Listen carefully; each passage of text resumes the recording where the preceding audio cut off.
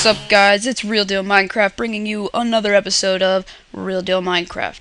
Today I'm going to be showing you guys my latest and greatest redstone display that I just got finished with.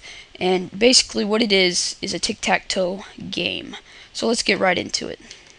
So instead of using traditional X's and O's, I thought that was a little bit too hard, so I used squares and diamonds, which is a little bit easier.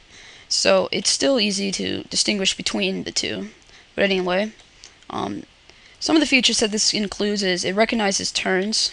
So it's this person's turn while the other person cannot go. And see, if I were to press a button, nothing comes up on this side because it's not this person's turn. So I'll just demonstrate. Now that it's this person's turn, you click the button that corresponds to the cell and a redstone light will come on. So, and then that light turns off, turning this light on, allowing this person to go now. See, so you place the button that corresponds to the cell and it comes on. So there's the square, there's the diamond. So we'll just make squares win right now because I want to show you something. So, also right there, and then diamond will go, and diamond's a pretty stupid guy and he's gonna take the middle place like this. He thinks he's gonna win, but yeah, it's not gonna work. So square wins pressing this button, the winning button, and when you press that, tic-tac-toe 3 in a row, this starts blinking on and off saying that square has won in kind of a wave pattern, which is kind of cool. So once you win, anybody can come over here, press the reset button, which resets the whole board and also the cool blinking thing. So let's see how this works. What's up, guys? We're back with a tutorial on the tic-tac-toe display that you guys just saw. So this is going to be a pretty long tutorial. I'm going to try to make this as helpful and as easy to understand as possible. So I may have to make this into a few parts. And if you don't understand something, please feel free to go into the description and download the world save file where this will be, and you can get a first-person view on all the wiring if something does not make sense. But I'm going to try my best to explain all of this, and hopefully you guys will understand. So start out, both sides, the buttons here and the buttons here, are mirrored. They're exact same thing, just flipped. So we'll do one side. So we'll start from the buttons, and each button comes out into vertical transmission, where it will come down one width apart right here. So these are all the outputs of the buttons, and each output goes into an implies gate, which looks like this. So basically what the imply gate does is, if these are off, which they are right now, information will be able to travel through this gate, and it looks kind of like a traditional repeater without the redstone torch. So information will be allowed to travel through because these are off and go down where it has to be. So for example, if I go to the other side, it is not their turn. So notice this is on, turning off all of these, turning on these lights.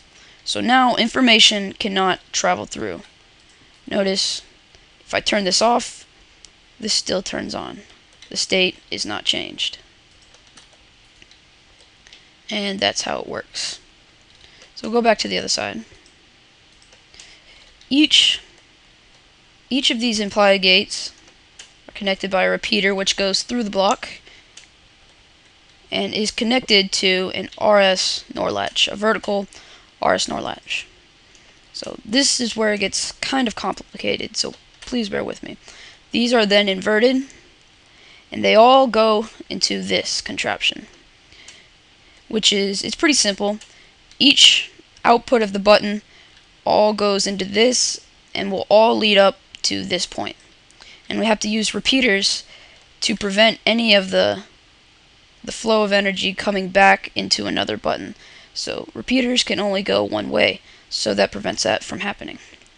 So each button comes into this repeater, turning on this section, this intersection.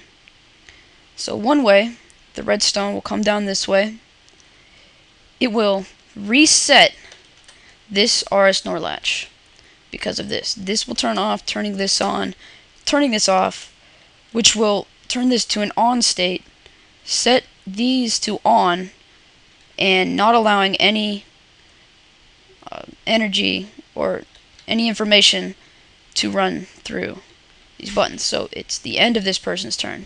It also comes down this way, and it goes all the way to the other side. Gets kind of tricky here. It comes all the way down here, kind of does a loop, and resets this RS NOR latch into this input, which will turn this off, allowing these to turn off and allowing information to run through. So that's how you distinguish between the turns. So I'll demonstrate that right now. You may not be able to see it. Hopefully you can.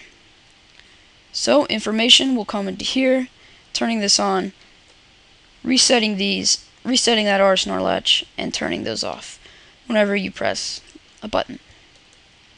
So that turns on, resets this, those are now off, these are on, no information can pass through, it is now this person's turn. And the thing comes up. So we'll just reset that right now.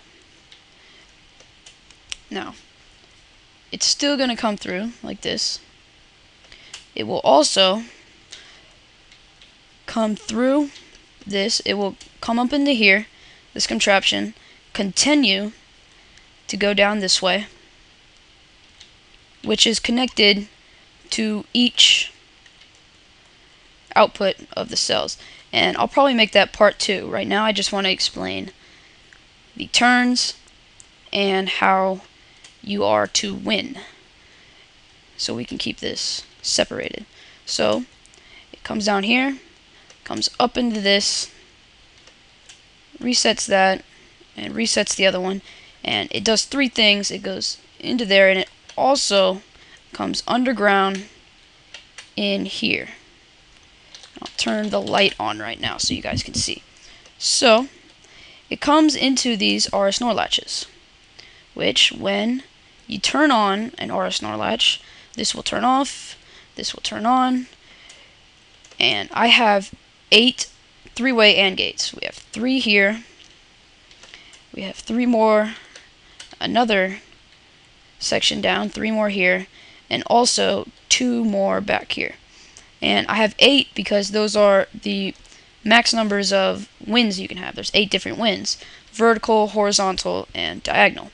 So these are the diagonal ones, these are the vertical ones, and up here are the horizontal ones. So the horizontal ones were easy. You just come across and connect them to an AND gate. So basically how this works is if you were to get 3 in a row on the bottom row, so like if you had 3 in a row on the bottom row like that, this AND gate would allow information to come through here, which comes through like this. Let's just say this were on. This would come through, turning off this section of the NAND gate. It's just like an AND gate except inverted. That's what the N in AND means, not. So basically what this means, if both outputs are on, or inputs are on, the output will be off. So this is also connected to a 7 clock, which constantly brings the power to this torch, which turns this on and off, and these are connected to the side displays, which notifies who has won, and the diamond would win in this case. So that's how the winning and the turns are distinguished and how they are read. So that's basically how that works. So, an overview: the buttons all come down into an implies gate, which are inverted again at this point. These go into this, which will reset this RS NOR latch, and at the same time reset the other one. And same for the other side. It will come down this way, reset this, and turn these off again. So, and as well, it will go underground into those three-way AND gates, and will go on further into this right here, which I will do in my second part. So there you go, guys. That's the first part of Tic-Tac-Toe. See you later, guys.